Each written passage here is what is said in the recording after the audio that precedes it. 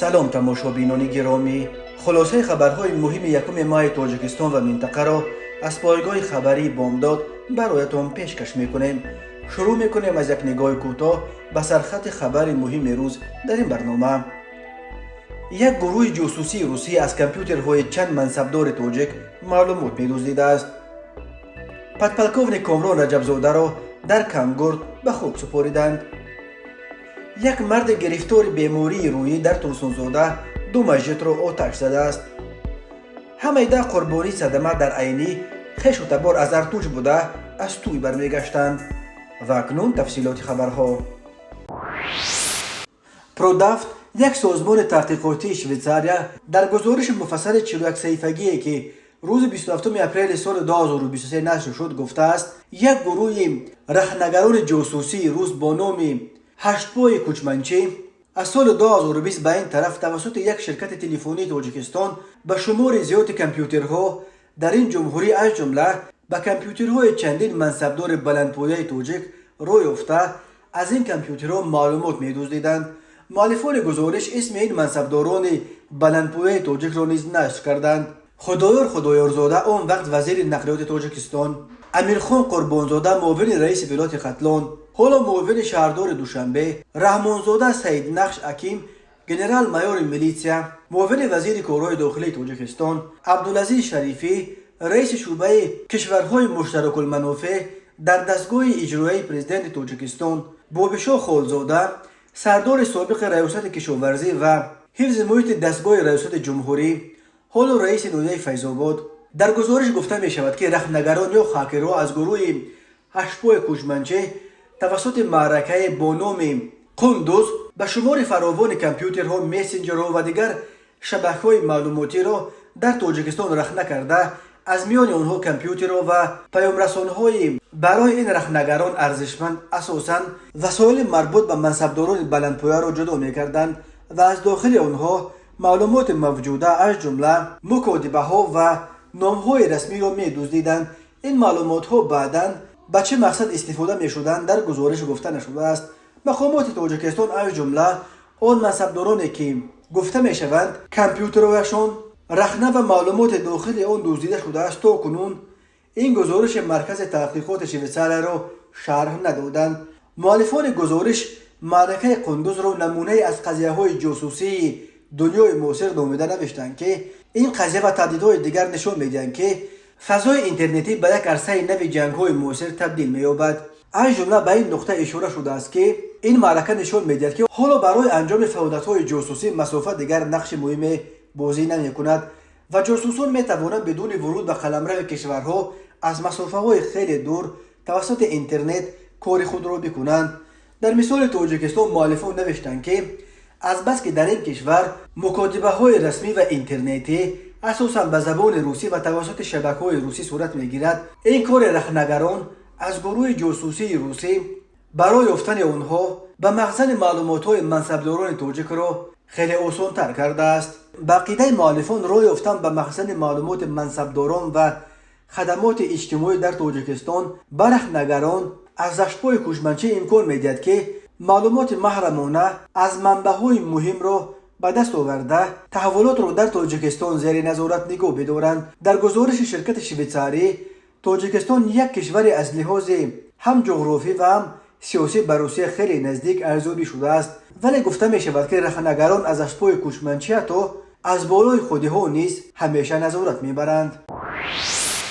جنازه پلکوونیک رجبزاده اکرام اسرائیل، سردار شعبه کمیته دولتی امنیت ملی تاجیکستان که در شهر خاروخ نیمه دوم روز 28 اپریل سال 2023 کشته شد، در زادگاهش شهر کمگورد ناحیه تیمورملک به خاک سپاریدند.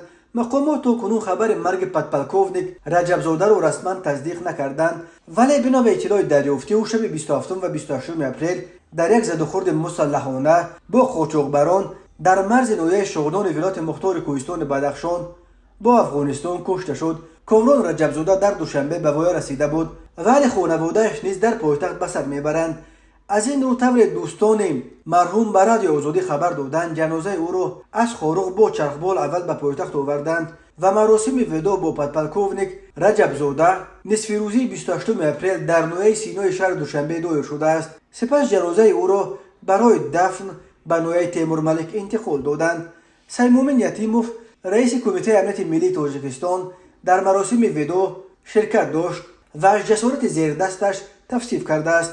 گفته است یکی از دوستان کامران رجب زوده که در مراسم شرکت کرده است. مرکز مطبوعات اتریاد سرحدی خوروغ ریاست قشون‌های سرحدی کمیته امنیت ملی تاجیکستان روز 28 اپریل خبر داد که ساعت 1:30 شب 28 اپریل در یک زده‌خورد مسلحانه با گروه صدرشکنی که از ولایت بدخشان افغانستان به قلمرو ولایت مختار کوهستان بدخشان وارد شدند، یک خدمتچی حربی کشته شد. بعداً معلوم شد که در این زده‌خورد شبانه پادپالکوونیک رجب زوده کامران اسرائیل سردار اداره کمیته دولتی امنیت ملی تاجیکستان در نوحه شغنان کشته شده است. اتریاد مرزبانی خوروغ خبر داد که در جای حادثه همچنین 45 کیلوگرم مواد مخدر سخت تاثیر نو گیرین، یک عدد اتومات کلاشنیکوف با 4 عدد تیردان، یک عدد دوربین مخصوص نظارت شبانه و $10,000 امریکایی دریافت و مصادره کرده شده است. متاسفانه هنگام زده‌خورد مسلحانه دو قاچاقبران، یک نفر خدمتچی حربی به هلاکت رسید. افزوده است این منبع. گفته می شود نسبت به حادثه مذکور پرونده جنایتی آغاز کرده شده، چاره‌بینی‌های فوری جستجویی و تفتیشاتی ادامه دارد. در روزهای آخر این علاقه دومین مورد عبور سلاح بدستان از مرز افغانستان به تاجیکستان در قسمت بدخشان است. شب 26 اپریل به اطلاع مقامات در یک زده‌خورد مسلحانه با مرشکن‌ها در جماعت یزغلام نویه ونج 2 مرشکن کشته شدند. کمیته دین تنظیم عنعنه و جشن و مراسم حکومت تاجیکستان روز 1 مای سال 2023 خبر داد که هفته گذشته صبح جمعه 28 اپریل یک ساکن شهر ترسونزاده که گرفتار بیماری روحی بوده است یک بار 2 مسجد را آتش زده است. بنا به اطلاع رسمی که مجله دین و جامعه نشریه کمیته دین در صفحه‌اش در فیسبوک نشر کرد، صبح 28 اپریل تخمین ساعت 8 در مسجدهای 5 وقته دهه‌های زیارتوت و سنقله جماعت دیوت نواباد شهر ترسونزاده سوختار سر زده است که در نتیجه بنای مسجد 5 وقته دهه زیارتوت به پرگی سوخته، بنای مسجد 5 وقته دهه سنقله قسما ضرر دیدند. کمیته دین گفت تحقیق حادثه مذکور ثابت نمود که ساکن شهر ترسونزاده بوتروف دلشاد دولتوویچ 32 ساله بنا به سبب خروج بیماری روحی مسجدهای مذکور را آتش زده است. دولت بوتروف پدر دلشاد بوتروف گفته است پسر او چند ماه آخر بنابر خروج بیماری روحی در شرایط خانه نگهداری و نظارت میشد. روز آخر شرایط نگهداریش را نسبتا سبکتر نمودیم. او با استفاده از این حالت از خانه فرار کرده مسجدها را آتش زده است. گفته است پدر دلشاد بوتروف به مجله دین و جامعه.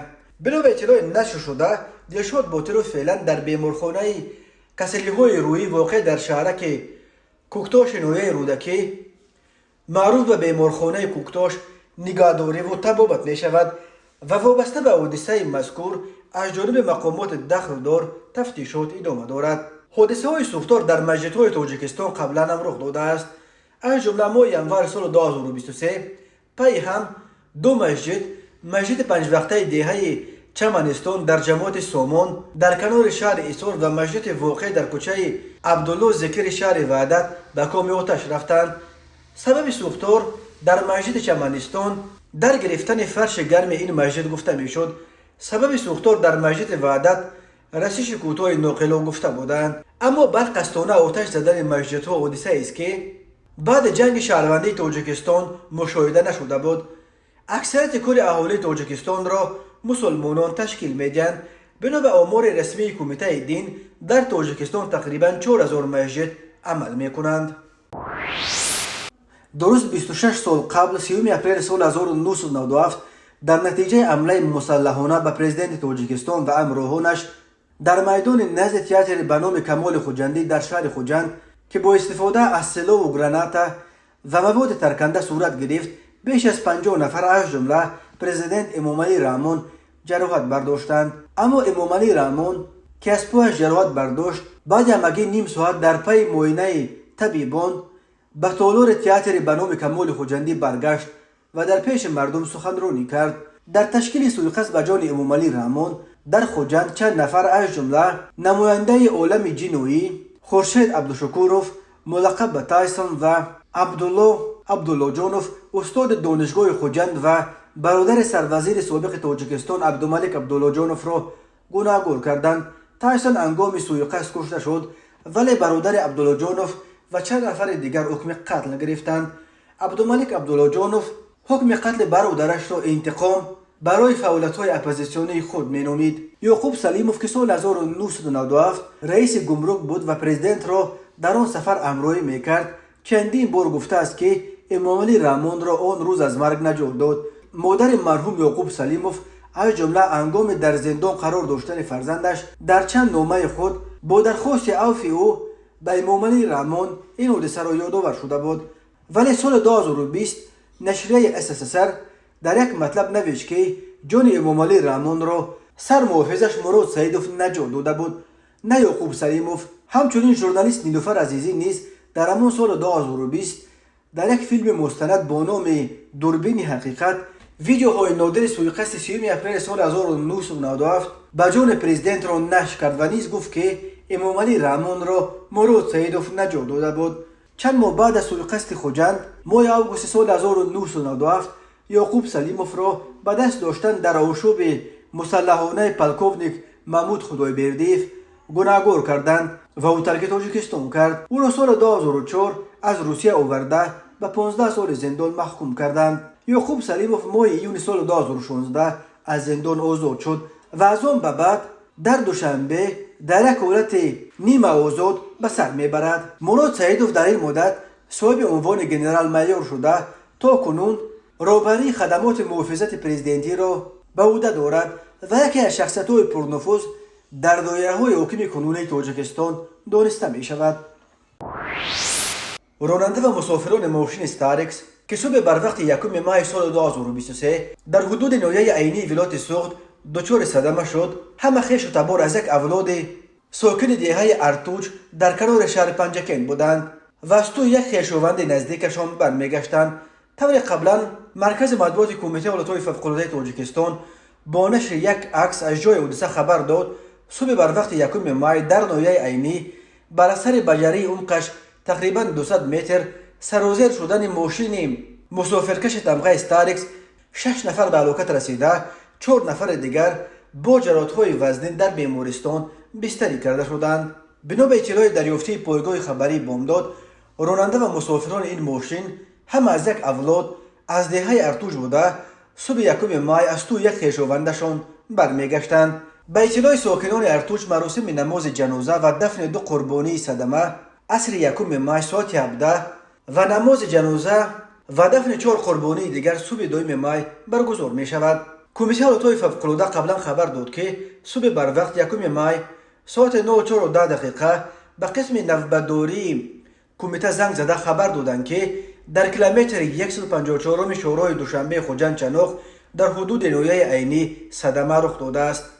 نجات بخشان از شعبه کمیته حالتهای فوق‌العاده در وادی زرافشان به جای حادثه آمده معاین کردند که راننده یک ماشین مسافرکش تمغه استارکس که از مرکز ناحیه عینی به طرف شهر پنجکن حرکت میکرد از عهده دوره واسطه نقلیات برآمدن نتوانسته است و در نتیجه ماشینش بجری عمقش قریب 200 متر چپ شده است.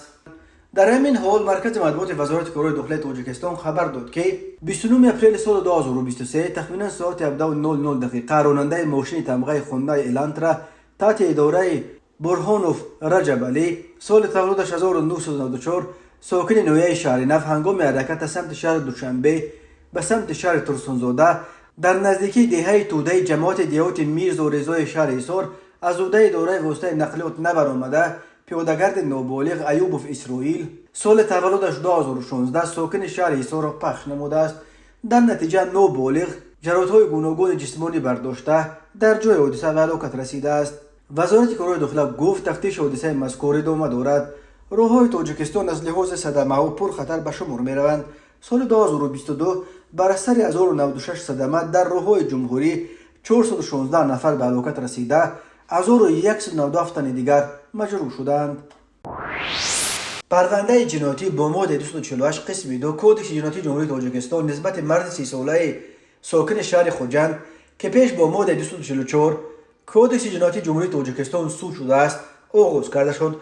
نامبرده 26 اپریل سال 2023 تخمینا ساعت 11:30 هنگام در نزد آشخانه فیلچه واقع در کوچه سیبزار قرار داشتنش برای آشکارا از گوش دخترچه نابالغ 8 ساله ساکن ناحیه باباجان غفوروف گوشوار طلایی را تصرف نموده از جای حادثه غیب شده است. ضرر رسانده شده 2000 سامانی را تشکیل می‌دهد. اوید به این حادثه تفتیشات ادامه دارد. به ساکن خوجند برای غارتگری بر اساس قسم دوم ماده 248 همچون جزا از 5 تا 10 سال زندان تهدید می‌کند. به شعبه وزارت کارهای داخله در ناحیه دنقره عریضه مرد 30 ساله ساکن ناحیه مذکور وارد گردیده است که ماه فوریه سال 2023 شخصان نامعلوم با راه پنهانی از شراگاه موضع لویلقه واقع در جماعت دیهات صفا بخش یک سر چهاروای میده شاخدار را دزدیده از جای حادثه غیب زدند. ضرر رسانده شده 2000 سامانی را تشکیل می‌دهد. هنگام گذراندن چهاربینی‌های اپراتیوی جستجویی از جانب کارمندان میلیسیا مرد 37 ساله ساکن همین ناحیه با گمان صادر نمودن جنایت دزدی دستگیر کرده شد. اینچنین به شعبه وزارت کارهای داخله یک در ناحیه رودکی با عریضه مرد 34 ساله ساکن شهر ایسار مراجعت نموده است که در دوام روزهای از 18 تا 28 اپریل سال 2023 شخصان نامعلوم از نبودن صاحب خانه استفاده برده با طریق پنهانی به خانه ساختمانش ناتمام واقع در جماعت دیهات چاریکاران ناحیه رودکی در آمده از آنجا یک عدد اسباب آهنگردازی را دزدیده از جای حادثه غیب زدند. ضرر رسانیده شده 6000 سامانی را تشکیل می‌دهد. هنگام گذراندن چهاربینی‌های اپراتیوی جستجویی از جانب کارمندان میلیسیا جوان 18 و نابالغ 17 ساله ساکنان شهر دوشنبه همچون گمانبر در صادر نمودن جنایت دزدی دستگیر کرده شدند. همین طریق ضمن برگزار نمودن چهاربینی‌های اپراتیوی جستجویی از جانب کارمندان میلیسیا مرد 26 ساله ساکن ناحیه یووان با گمان صادر نمودن جنایت دزدی دستگیر کرده شد. نامبرده 20 اپریل سال 2023 تخمینا ساعت 11:00 از خانه استقامتی مرد 73 ساله ساکن ناحیه اسپیتامین یک چند نمود متاعهای گوناگون زنانه را به مبلغ 4500 سامانی و یک چند نمود جواهرات گوناگون طلایی را تصرف نموده از جای حادثه غیب شده است. ضرر رسانیده شده 10800 سامانی را تشکیل می‌دهد. نسبت گمانبر شونده پرونده جنایتی با ماده 244 قسم 2 کودکس جنایتی جمهوری تاجیکستان آغاز کرده شده تفتیشات ادامه دارد. تماشابینان عزیز و گرامی، این بود مرور به خلاصه چند خبر مهم امروز تاجیکستان. خبر و گزارش‌های بیشتر از تاجیکستان و درباره تاجیکستان و اطراف آن را در سامانه پایگاه خبری بامداد در این نشانه پیگیری نمایید: www.bomdad.com. خوش باشید.